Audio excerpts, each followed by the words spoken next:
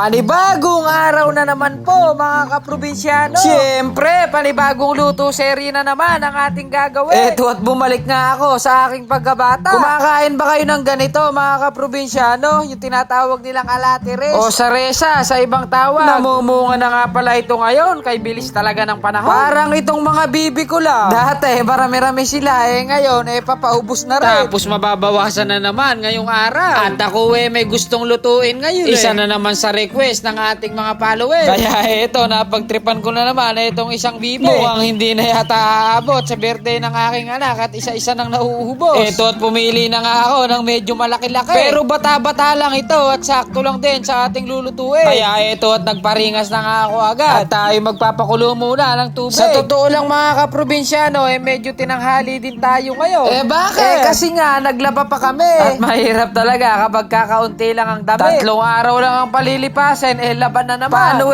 para kasing mga artista, yung mga kasama ko sa bahay. Kahit maya palit ng damit. Babalik na nga tayo dito sa ating iluluto. Ito nga at binabalahibuhan ko na itong ating duckling. Dahil for today's video nga pala, ang ating recipe, yung isa sa masarap na tanpulot. Walang iba kung hindi kampukang bibe. Naisalab ko nga pala muna yan sa sili para matanggal yung maliliit na balahibo. Nung malinis ko na nga ito ng mabuti, pinahiran ko na ng asin at paminta para kahit papaano may lasa-lasa na siya kapag inihaw natin. Papahiran lang naman natin itong kabilang parte ng bibe. Habang hinahanda nga natin itong ating lulutuin na kampukan, magsingit nga tayong mag-shoutout ng ating mga solid na kaprobinsyano. Unang-una na dyan ang mga nag-request ng ating luto serye ngayong araw. Kay Sir Perlo Mark Silpaban at kay Sir Jeric Jacobe. Sana'y nagustuhan ninyo ang ating pulutan. I-shoutout na rin po natin si Sir Vin Gonzales, Sir Jake Ubaldo at kay Sir Leihar. Idagdag pa po natin si Sir John Mark Morales, Sir Christian Villacote at kay Sir Irvin Mapatak. Hindi rin natin makakalimutan si Sir Raymond Sikat at kay Sir Chudolfo Brugada. At bilang panghuli po muna sa araw na ito, Sir Marlon Dalamines, Sir Roy De La Cruz at kay Ma'am Jen Espinola.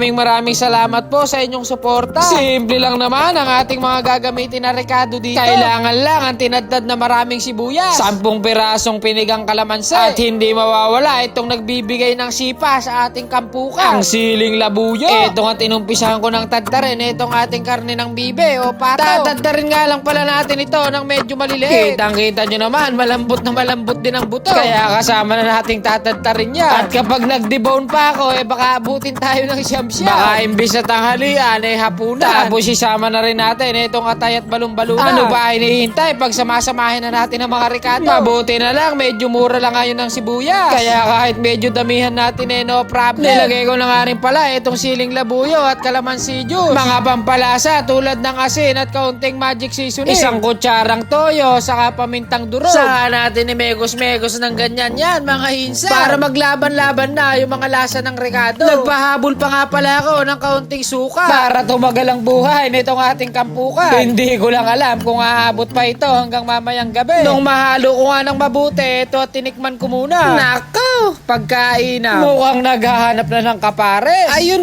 sa plating naman. All goods na ang ating kampukang bibe. At ang ating panghimagas, mamaya na. Baka tayo magkasakit kapag walang laman ng tiyan. Kaya ano pa hinihintay? Tara po, samahan nyo na muna akong kumain. Pagka ganito ang request ng ating mga solid na kaprobinsyano, ganadong-ganado. Pero wag naman madalas at baka maubos yung ating mga alaga. Tara at hindi na pinaghihintay yan.